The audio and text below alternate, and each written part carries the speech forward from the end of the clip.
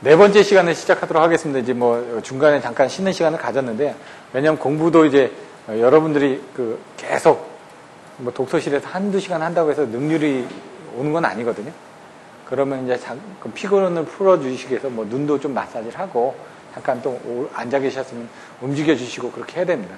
그리고 가장 큰 건 여러분 담배 피시는 것 때문에 제가 가능하면 한 시간에 한 번씩 쉬어드리려고 하는데, 어떤 때는 이제 쉬지 못하고 그냥 가야 될 때도 있습니다. 그런 데는 뭐 2시간씩 할 때도 있습니다. 그럴 때는 이제 나중에 이제 편집하시는 분이 알아서 편집은 해주시거든요. 근데 제가 그걸 마음대로 끊기가 뭐해서 나중에는 여러분의 상황에 맞춰서 조정을 해드리겠습니다. 요건 아까 보셨던 이제 6도체입니다. 6도체의 스페이스 댐퍼가 들어갔던 부분들.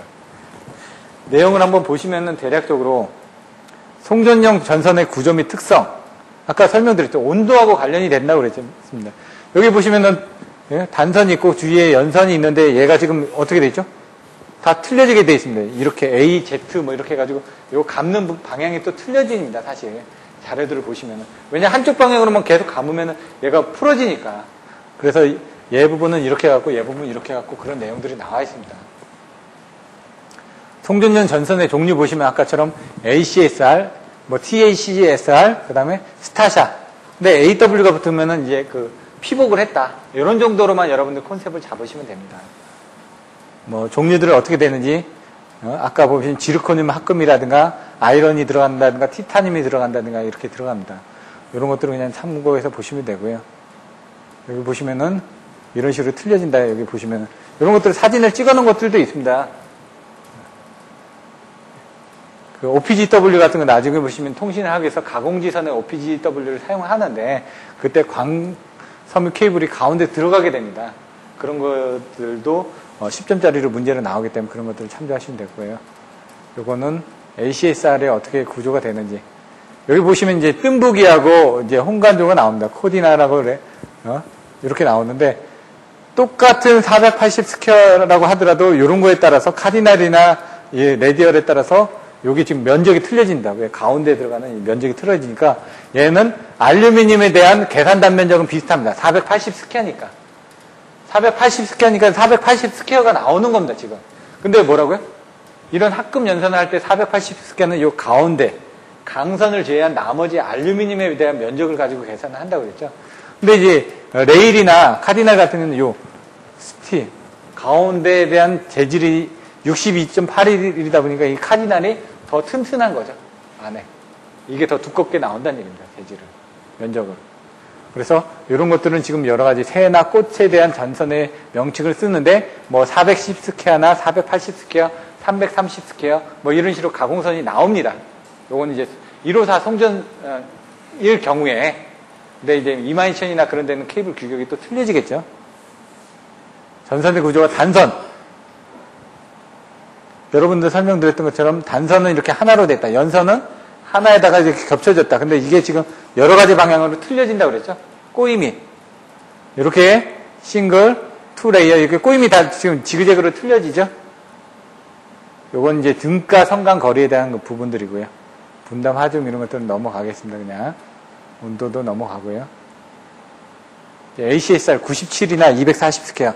이런 것들이 또 나오죠. 이런 부분을 또 참조하시면 됩니다.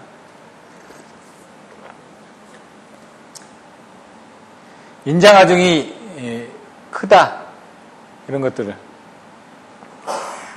그냥 참조로 되어 있고요.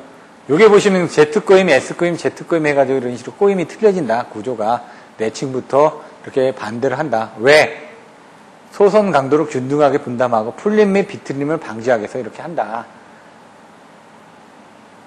회전인 원인이 뭐냐? 아까 회전 원인 뭐가 있었죠? 버드 케이지 나올 때 얘기했죠. 밀림, 회전, 늘어짐. 회전 원인이 뭐냐? 연선의 장력이 발생하기 때문에 토셔널 각도라든가 텐션에 관련된 뭐 이런 식으로 S, Z 이런 부분에 회전 현상이 생기기 때문에 버드 케이지가 이겁니다. 안에 이렇게 새 둥지처럼 발생된다는 얘기죠. 중간에 끊어지게 되면 이렇게 되는 거고요. 내부 소선, 단선 등에 대해서. 이걸 회전을 방지하기 위해서 연선 장비에 이런 장비를 쓰는 겁니다. 연선이 뭐라고 그랬죠? 선을 끌어당기는 거. 긴 선은 끌어당긴 다음에 여러 가지 장비를 다는 거. 그 드럼 같은 게 어떻게 되는지. 예, 복합 드럼 같은 거 헬기로도 하기도 하고 이런 드럼을 이용해가지고 활차를 이용해가지고 합니다. 이런 활차들을 어떻게 하는지. 뭐 과정에 따라서 뭐 이렇게 공종들이 어떻게 되는지. 연선, 긴선, 부속품 치부, 뭐 가선 공사도 하고요. 철탑 조리하고 가선하고 연선, 긴선, 부속품 치부를 한다 이거죠. 연선은 뭐다? 가공지선을 포설하는 작업. 긴선은 뭐다? 포설된 전선을 애자장치에 고정한 후 현수 애자장치 점퍼 스페이스 댐퍼를 치부하는 작업. 이런 식으로 딱 정의를 가지고 계셔야 됩니다. 가선을 하는 거는 이제 연선을 하기 위해서 선을 이제 당기는 거죠. 엔진, 드럼장으로 해가지고 당기는데 헬기로도 이렇게 한다. 이렇게 메신저 와이어를 해가지고 드럼에서 당기기도 한다. 엔진을 통해서. 이렇게 보시면은 끌기 할 때, 활차에서 끌 때 이렇게 한 조에 3선이나 4선을 끌을 수도 있다. 어차피 저희가 4선을 다 끌을 수가 없으니까요. 송전선로가 복잡 다양해지고 환경장애들이 뭐 풍소음, 코로나 소음, 뭐 TV 장애 아까 나왔죠. TV 고스트부터 해가지고 가청소음 나왔던 그런 내용들이 나오는 겁니다. 전선의 풍소음, 풍소음 저감 대체 보시고요. 미풍 진동이 뭐라고요?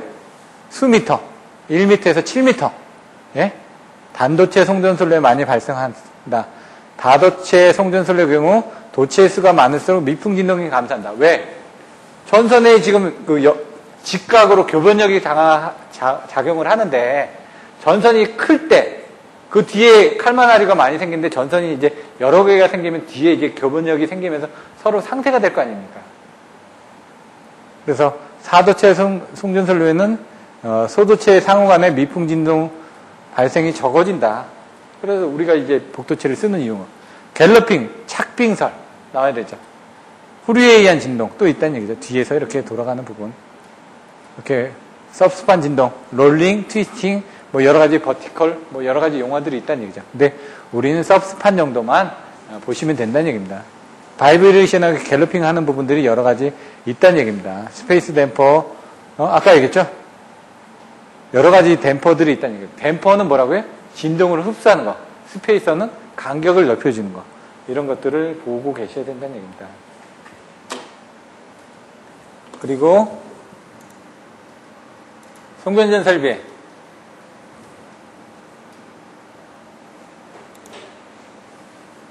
자연형 영향이 어떻게 되는지. 매미 때문에 이제 무너졌었죠. 철탑이 견딜 수 있는 부분이 있다는 얘기입니다. 낙뢰, 내겨, 착빙, 바람, 염진의 뭐 외물 접촉 이런 부분에 대해서 설명을 하는데 여기서 이제 2장에 관련된 부분 태풍 같은 건 그냥 넘어가겠습니다. 이런 것들은 참조하시면 되니까. 매미 때문에 이렇게 쓰러졌다는 얘기고요. 이런 집중호우 같은 것도 넘어가고 진동. 진동 쪽에서 배우셔야 되는 게 미풍 진동, 후류 진동, 갤러핑, 전선 염해 이렇게 나눠진다는 얘기입니다. 그 안에 후류 진동 안에 소경관 진동, 사도체, 복도체 진동 부분이 나눠진다는 얘기입니다. 이렇게 또. 근데 여러분들은 그렇게까지는 하실 필요가 없고 미풍 진동, 그 다음에 서브스판 진동, 갤러핑 뭐 이런 정도로 그냥 보셔도 크게 상관은 없다는 얘기입니다. 소경관 진동은 이렇게 왔다 갔다 하기 때문에 이런 스페이서를 많이 달아주면 중간에 하나 더 달아주면 어떻게 될까요? 예? 그때는 이제 진동이 줄어들겠죠. 전선 진동 때문에 이렇게 요게 단선, 요게 철심이라는 얘기입니다. 철심이 있고 그 바깥에 지금 연선이 감겨져 있는데 SZ 방향으로 이제 감겨져 있죠. 트위스팅은 염에 뒤틀리는 거. 이렇게 트위스팅. 이렇게 알상이 가야 되는데 뒤틀리는 거. 키싱은 뭐라고요? 키싱이 아까 스트라이킹처럼 부딪히는 거죠. 뽀뽀한다는 얘기죠. 키스가 뽀뽀한다는 얘기가 단락 현상이 일어나는 겁니다. 낙뢰 같은 거 어떻게 일어나는지 AW 이론이라든가 이제 그 전선에 대한 플러스 마이너스 네온이 어떻게 발생되는지 이런 내용들에 대해서 배우게 됩니다. 그런 건 넘어가고요. 그리고 항공장애 등이 떨어진 겁니다, 지금. 지금 낙뢰가 지금 여기 현수해자가 달렸는데 이제 볼 소켓형이 이렇게 달려있죠. 근데 내격을 받아가지고 터진 겁니다. 이걸 터지지 않게끔 하기 위해서 송전용 철탑 피레기를 달고요. 예? 근데 이제 피레기가 설치된 데들은 뭐냐면 지중해서 가공으로 연결된 데, 철탑대 위에 보시면 피레기가 설치가 돼 있습니다. 왜? 지중용 케이블에 영향을 더 얻게끔 하려고. 그 다음에 이제 송전선용 철탑에서 피레기가 설치된 것들은 제가 못 봤는데, 이제 지중으로 들어가는 경우에는 피레기는 다 설치가 돼 있습니다. 피레기 설치 기준이 있으니까. 그 다음에 이제 뭐 여기 아킹온 같은 것들은 많이 나와 있으니까 그런 것들은 보여지고요. 그 다음에 애자에 대한 개수들도 세보시면 한 11개 정도 됩니다. 1호사 같은 경우는. 섬납고장 되는 부분이면서. 착빙설 넘어가고요. 이런 식으로까지 착빙이 된다는 얘기입니다. 착설. 눈이 이렇게 돼 있다가 눈이 떨어지는 순간 탈락이 돼서 올라가는 거예요. 여기 보시면은 슬리트 점프 같은 경우는 이겁니다.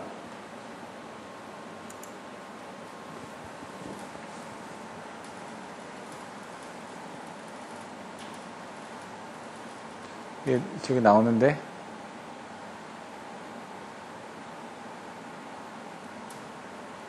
여기 보시면은 전선에 부착된 빙설의 기온 상승 등으로 전선이 튀어오르는 현상.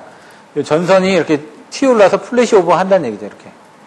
여기 뒤에 어디 동영상으로 되어 있는 게 있는데 제가 찾을 수가 없네요. 이런 식으로 이제 전선이 순간적으로 튀어오른다는 얘기입니다. 지금 슬리트 점프. 얼음 폭풍이 있고요. 이런 것들 넘어가시고 고드름에 의해서 이렇게 플래시 오버가 일어난다 이거예요. 아, 여기 보시면은 엘로게이션 같은 경우는 뭐라고요? 수화 현상, 늘어지는 현상이라고 그러죠. 그래서 플래시 오버가 일어나는 거예요. 요거 지금 갤러핑에 대해서 갤러핑은 뭐라고요? 착빙설에서 상하 진동하는 거예요. 갤러핑 같은 경우 여기 지금 이런 식으로 여기 보시면 보이죠? 이렇게 바람 때문에 움직이다가 전선이 보통 이렇게 돼 있어야 되는데 전선이 이렇게 시뮬레이션 하다 보면 여기서 이렇게 부딪히거나 이쪽에서 또 부딪힐 수가 있다는 얘기입니다. 이렇게. 이런 내용이 있을 수가 있다. 갤러핑이 실제로 일어났던 사례들입니다. 이런 것들을. 나머지는 상간 스페이서를 설치한다. 그래서 아까처럼 이제 사람이 가서 아머로드를 취급하고 여기 보시면은 이쪽에 아머로드라는 건 뭐냐면 이건 자료를 보시면 되는데 아머로드라는 건 기존의 이제 철심과 이제 구조 사이에 이렇게 묶어주는 부분을 아머로드라고 되어 있습니다. 똑같은 동종의 재질로 이렇게 묶어줘서 그 부분을 진동을 잡아주면서 그 다음에 어떤 하중 같은 것들도 거기서 잡아주게끔 되죠. 상간 스페이스는 뭐냐면은 이것들은 어디 가서 보실 수 있냐면은 제가 봤던 데가 여기서 천안에서 대전 내려가다 보면 중간에 고속도로에 의해 이것도 하나 설치가 되어 있습니다. 그리고 공주에서 저쪽 당진 쪽으로 넘어가다 보면 고속도로 위에 이게 또 설치가 되어 있습니다. 그리고 몇 개 이제 탄간 쪽에 가면 설치가 되어 있는데 뭐냐면 요거 애자 덩어리입니다. 요거하고 요거 상간에 튀어오르지 말라고 아까 좀 슬리트 점프에서 튀어오르지 말라고 중간에 스페이서를 달아놓은 겁니다. 염진에 대한 부분들. 그래서 산불에 의한 부분들. 옛날에 매미 때 산불이 일어나가지고 많은 철탑들이 소선이 됐던 그런 사례들도 있습니다. 송전설로 이렇게 단락이 일어나서 되는 부분. 지지애자라고 그랬죠. 지지애는 뭐라고요? 아까 변전소의 모선에서의 어떤 것들을 지지하는 것들이 지지애자라고 그랬죠. 애자의 종류에 대해서도 여러분들 보셔야 되고요. 이게 토끼가 올라간 거는 아마 금구류들이 가금류들이 잡아가지고 올려놨는데 그것 때문에 이제 맹금류에 가지고 섬납고장이 일어난 것들이죠. 까마귀들, 가마우지들, 샤워 부분에 대해서. 이렇게 보시면 많죠. 까마귀 떼들에 대해서. 이렇게 보면 애자가 이렇게 오염이 되다 보니까 오염이 되면은 안 되니까 그때는 뭐라고 애자 청소하는 HLWS 같은 그런 내용들을 여러분들이 또 보시면 되죠. 송전선로의 헬기 고장 같은 경우 헬기가 몇 번 떨어졌었죠. 헬기는 떨어지면 거의 죽죠 이제. 그래가지고 이제 소방 헬기 같은 거 몇 번 떨어지고 군용 헬기 같은 거 몇 번 떨어지고 그래서 그런 것들을 방지하기 위해서 이제 여기 어떻게 됐냐 중간에 항공 장애구를 달죠. 그리고 철탑의 위 같은데 이제 항공 장애를 번쩍번쩍 하게끔 합니다. 주간에는 상관없는데 야간에 문제가 되는 겁니다. 그래서 야간에 이제 헬기들이 높은 데로만 다니려고 하죠. 날개가 걸리면 그냥 떨어지니까. 여기 지금 연 같은 게 붙는 경우. 그래서 패러글라이딩 하시는 분들이 가끔 가다가 여기 걸리는 경우가 있습니다. 근데 위험하지는 않습니다. 한 선만 잡으면. 한 선에만 걸리면. 양선에 같이 걸리면 이제 단락이 되겠죠. 중량비 접촉. 사실 이런 게 문제가 되는 게 철탑 밑에서 작업을 하시다 보면 이게 가공선이기 때문에 외피가 없습니다. 절연이 안 돼 있다 보니까 어느 정도 이격거리만 내에만 들어오면 섬락이 일어납니다. 그래서 사람들이 이제 접촉을 해야지만 섬락이 일어나는 걸 알고 있거든요. 그래서 민수 쪽이나 한전 쪽에서도 많이 이런 사고가 일어났습니다. 이 안전 이격거리를 거치고 이제 크레인을 가지고 작업을 해야 되는데 그 이격거리 내로 들어오게 되면 어떻게 되면 얘는 지락이 됩니다. 지락.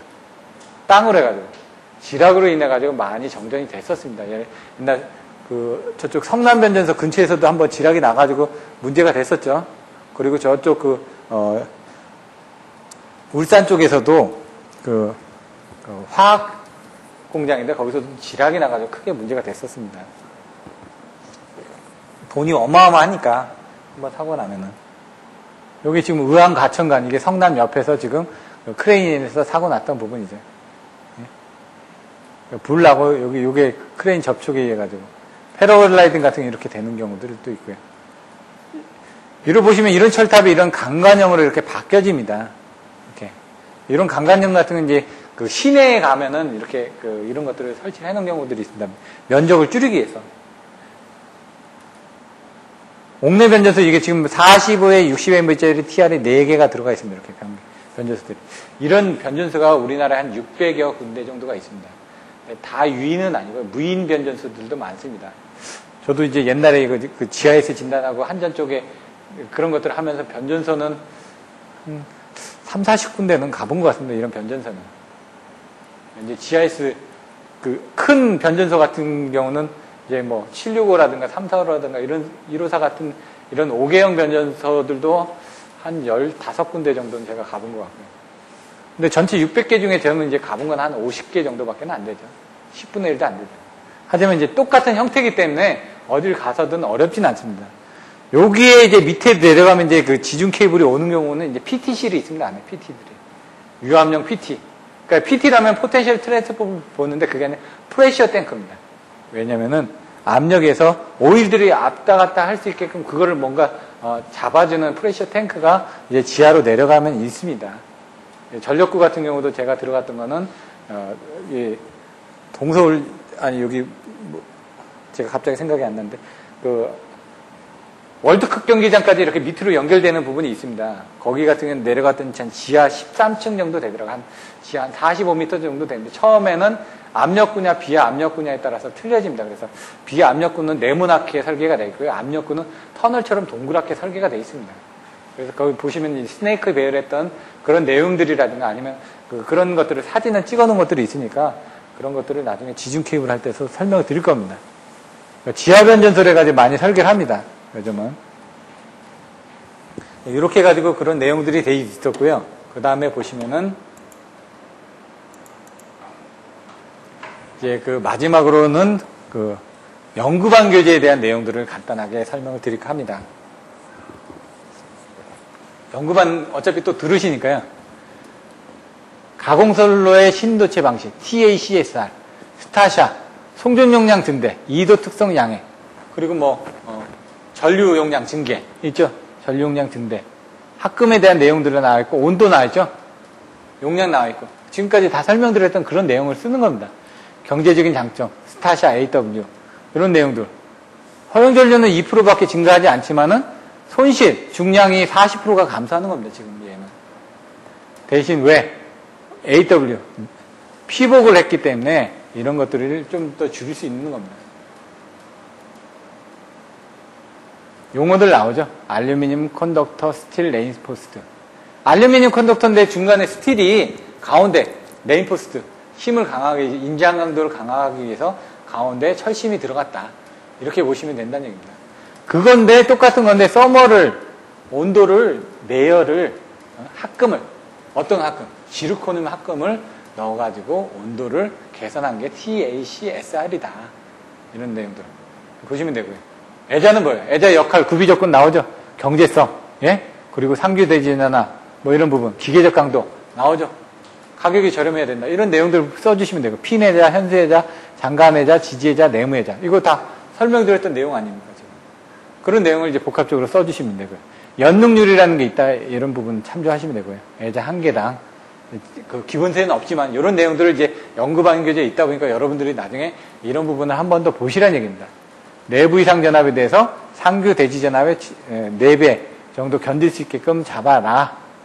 그리고 한두 개 정도를 추가를 해라. 이런 내용도 나오고요. 전선의 진동과 조약. 뭐라고요?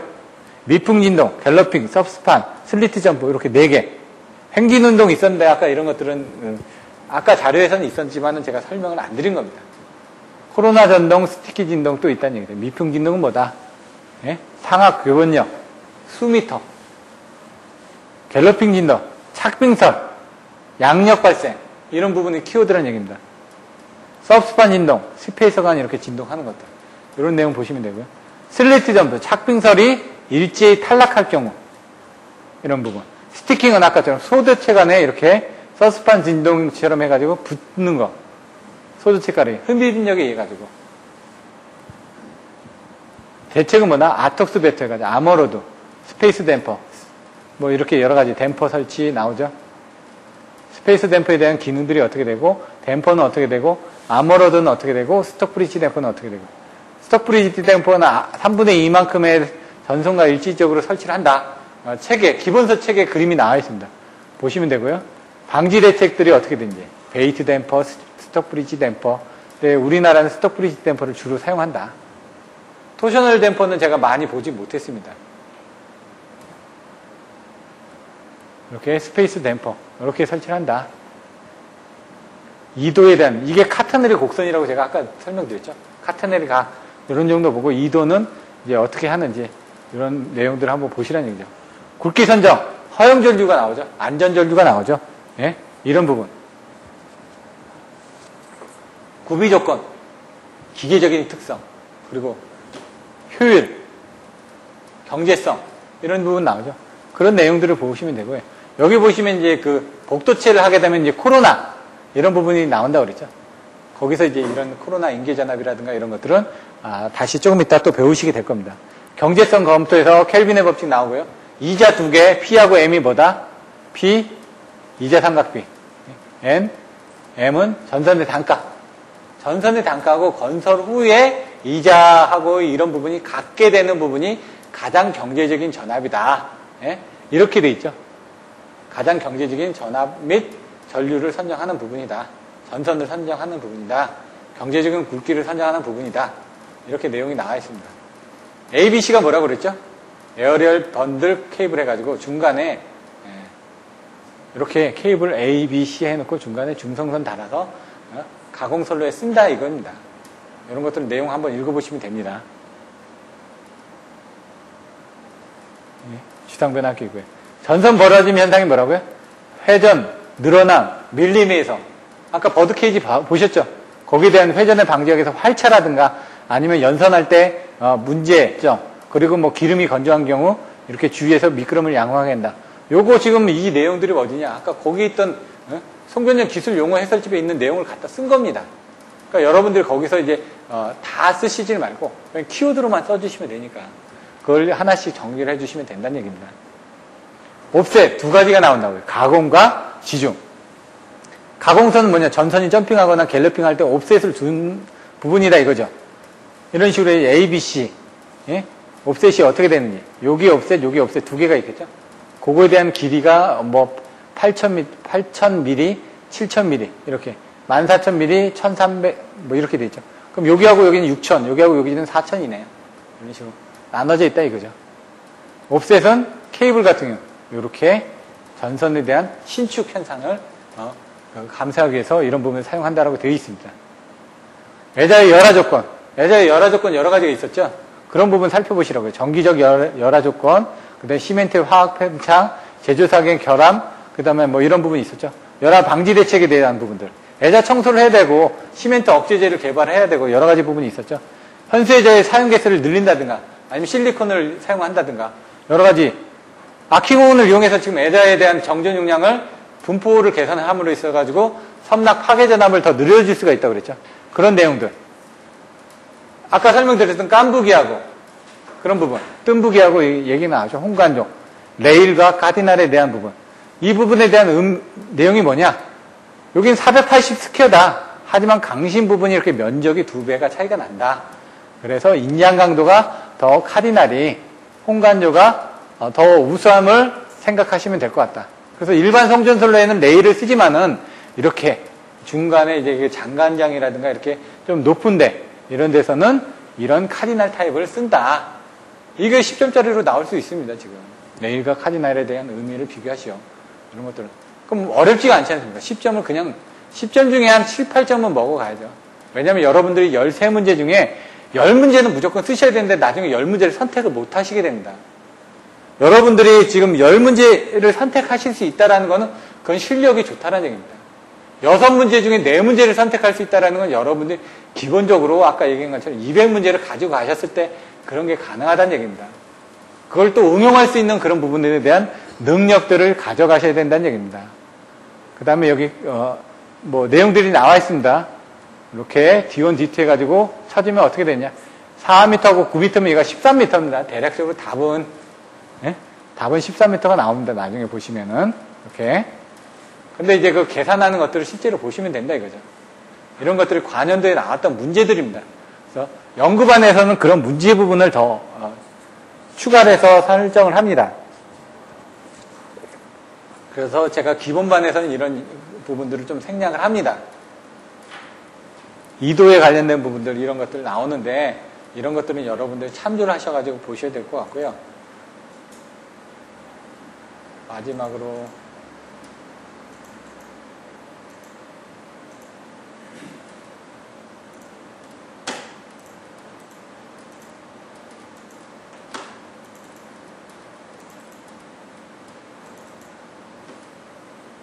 이 부분은 반드시 반복해서 읽어보셔야 됩니다. 자, 오늘 배운 거 다시 한번 정리를 한번 해보겠습니다. 가공전선로에 대한 개요. 전선이 어떻게 구비되는지 내용 나왔었죠? 그 다음에 구조가 어떻게 되는지, 재질이 어떻게 되는지, 조합이 어떻게 되는지에 따라서 종류를 나눠진다라고 되어 있습니다. 구조는 단선, 연선, 중공전선, 재질은 경돈선, 경알루미늄선, 강선, 합금선, 합성연선, 조합은 단도체, 목도체. 이거 외에 여기 얘기했던 ACSR, 그 다음에 TACSR, 스타샤, AW. 이런 내용들을 이제 여러분들이 더 종류를 배우셔야 된다는 얘기입니다. 켈빈의 법칙이 뭐라고요? 전선에 대한 부분. 돈 2개가 나오죠? 건설할 때 당시에 어떤 전선의 부분하고 건설 시 이후 부분. 그림이 이게 딱 생각이 나야 된다, 이게. 예? 금액하고, 여기 총 관련된 2개가 있었죠? P하고 M이 있었죠? 건설 후에 대한 이자 삼각비하고 연경비가 갖게 되는 지점을 얘기하는 거죠. 이도 계산하는 거. 전선의 진동과 도약. 여기서 봤을 땐 이 부분이 가장 점수 배점이 높은 거니까 10점짜리 나올 때 하나씩 따로 나올 수가 있습니다. 25점짜리 나올 땐 이걸 다 써주고 거기에 대한 대책을 써주면 25점이 된다는 얘기입니다. 그래서 여러분들이 25점짜리 대책으로도 쓰고 10점짜리 대책으로도 쓰는 훈련들을 하셔야 됩니다. 제가 이제 나눠드렸던 볼펜과 나눠드렸던 답안지를 이용해서 한 페이지 안에 오늘 했던 것들을 한번 요걸 보시면서 간단하게 한번 다시 한번 정리를 해보십시오. 근데 그냥 정리를 하시지 말고 시간을 재고 정리를 하십시오. 내가 10분 내에 쓴다. 10분 타이머 잡아놓고 딱 쓰는 겁니다. 안 되면은 자기가 못 외웠다는 얘기입니다. 자꾸 반복해서 한번 쓰고 난 다음에 모범 답안하고 비교를 해보고 안 되는 부분 옆에다 빨간색으로 그려주시라는 얘기입니다. 그 부분은 다음번에 여러분들이 집중적으로 외워주셔야 됩니다. 전선의 진동과 도약 대책, 옵셋에 대한 부분, 가공선로하고 지중선로, 애자의 구비 조건, 애자의 종류, 핀현 장진에, 애자의 정전 특성, 전중 용량에 관련된 부분, 섬락전압에 관련된 부분, 섬락전압은 건조 섬락전압, 주수 섬락전압, 충격 파괴 전압, 충격 파괴 섬락전압, 유중 파괴 섬락전압. 이런 부분이 나오고요. 애자의 전압 부분, 초우완, 초우가. 애자는 개수 결정을 할 때는 어떻게 해야 된다고요? 상규 대지 전압에. Y전압입니다. Y전압. 왜 최대 4배가 되게끔, 이상 되게끔 하고 여유를 줘서. 이런 부분. 50% 섬락전압은 뭐라고요?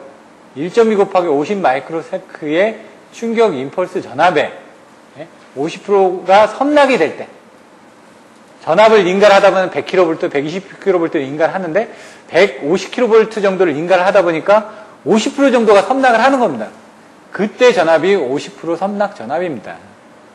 철탑의 종류, 성질상, 구조상, 형태상, 사용목적상, 사용목적상 A, B, C, D 있었죠. 직선, 각도, 그 다음 각도도 3도, 20도, 30도, 40도, 인류, 네모, 뭐 보강철답, 특수철답 이렇게 있었죠. 그런 것들에 대한 것까지는 여러분들이 보시라는 얘기입니다. 제가 전체적인 컨셉을 설명드리고 기본적인 내용을 설명드렸기 때문에 나머지 그 부분을 암기라는 건 여러분 몫이라는 얘기입니다. 여기 보시면은 1장, 그 다음에 3장, 4장, 그리고 어떻게 됐죠? 이 옆에 4장, 그리고 5장, 6장, 7장, 8장, 9장, 그리고 딱 보시면은 어떻게 된다고요? 딱 2장으로.